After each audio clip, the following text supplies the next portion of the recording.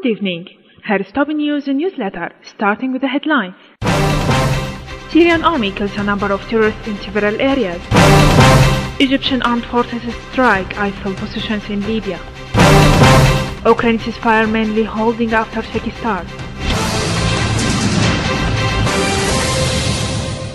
Units of the army and armed forces continue to direct intensive blow to the gathering of Takfiri organizations and to paralyze their movement in the eastern part of Hom's central province, eliminating scores of the ISIS terrorists in the surrounding of Gaza.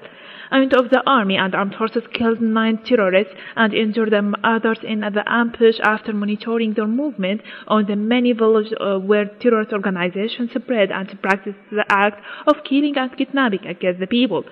The army have continued to pursue the remnant of the ISIL terrorists, killing a number of them and destroying several of their vehicles in the surrounding Ghazal village in Palmyra countryside, where the Islamic State in Iraq and Syria terrorist organization attacked the oil fields to steal the oil and to sell it through Turkish border to finance its terrorist attacks.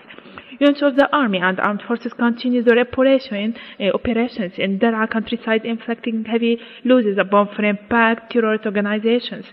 Units of the army targeted the area where the terrorists spread members of the so-called Al-Wa'd al-Umari, Jaysh al-Yarmouk, Liwa al-Mujahideen and Al-Ansar, which are factions of Jabhat al-Nusra in Al-Lujat area and the north of Daraa. Many terrorists were killed or injured and their ammo and weapons were destroyed due to army intensive strike in Al-Lujat area. Army units destroyed terrorist hideouts and concentrations in the area of Atman in the countryside, killing a number of terrorists and wounding many others. An army unit destroyed a den of terrorists and killing all hiding in the village of Al-Salamuniya in Al-Qunaitra countryside.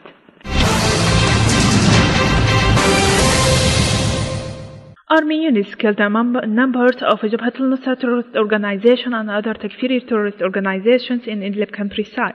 Army units directed intensive blow to terrorist gatherings, killing many terrorists and injuring others in the village of Al-Hamidiyya and Tal Salmo and Abu Zuhur town to the east of Idlib city.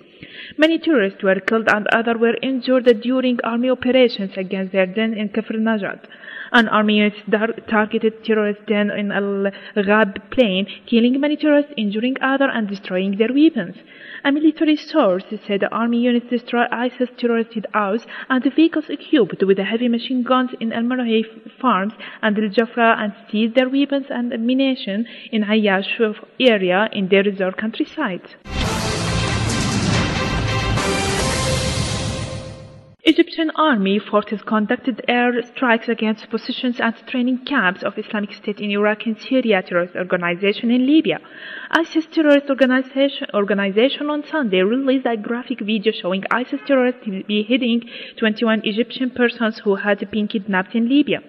The strikes conducted by warplanes targeted ISIS weapons, cache and ammunition in retaliation of criminal acts of terrorist organizations inside and outside the country, Egyptian Armed Forces spokesman Brigadier General Mohammed Samir said in a statement.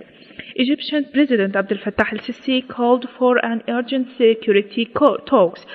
Egypt has announced 7 days of mourning. The Coptic Church confirmed that 21 Egyptians believed to have been held by ISIS are dead. Fighting dropped sharply across eastern Ukraine, but there was still shooting after a ceasefire came into force. The first step in a frugal peace plan aimed at ending 10 months of conflict. The ceasefire in Ukraine was cautiously observed by both Kiev and separatists.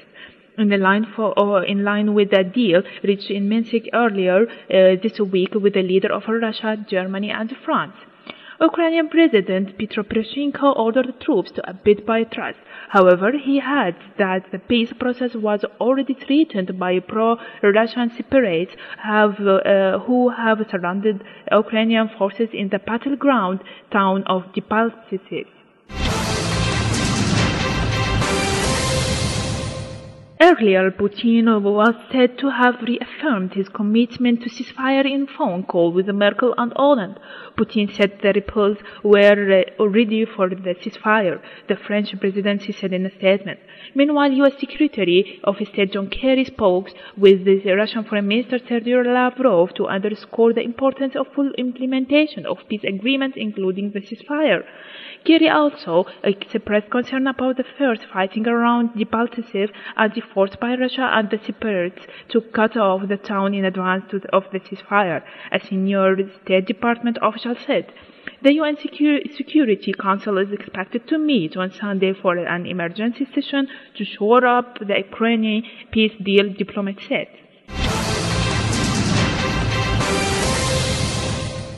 In the Iranian view, Iranian Foreign Minister strongly rejected the recent claim made by Wall Street Journal that Iranian Supreme Leader sent a letter to the U.S. President. The American Daily claimed on February 13 that the Iranian leader Ayatollah Sayyid Ali al-Khamenei has in recent weeks responded to overtures from President Barack Obama by sending him a new letter. The claim made by Wall Street Journal is an unprofessional media game, the foreign minister spokeswoman said. President Obama's correspondence has a record from the past, and in some cases the Iranian responded to his letters, he said, the spokeswoman. However, she stressed there is no new letter from Iran's side. Continuation in the Iranian view, Iran says that there is no solution for the crisis in Syria, but a political one based on enhancing national reconciliation. Iranian Deputy Foreign Minister for Africa and Middle East Affairs Hossein Amir Abdullahian has said. Abdullahian, meeting a Syrian media delegation, participated in the 36th anniversary of the victory of the Iranian Revolution, said that it's Syrian people who decided their future, pointing out that President Bashar al-Assad's insistence on national reconciliation was a constructive and a very important step.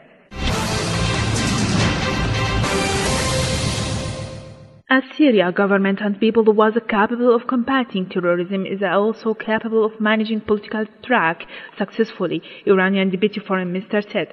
For their part, the Syrian delegation members pointed out that the events taking place on the Syrian soil, Syria's determination to continue fighting terrorism, victories of the Syrian army in defeating terrorism and security organization, and the exerted efforts.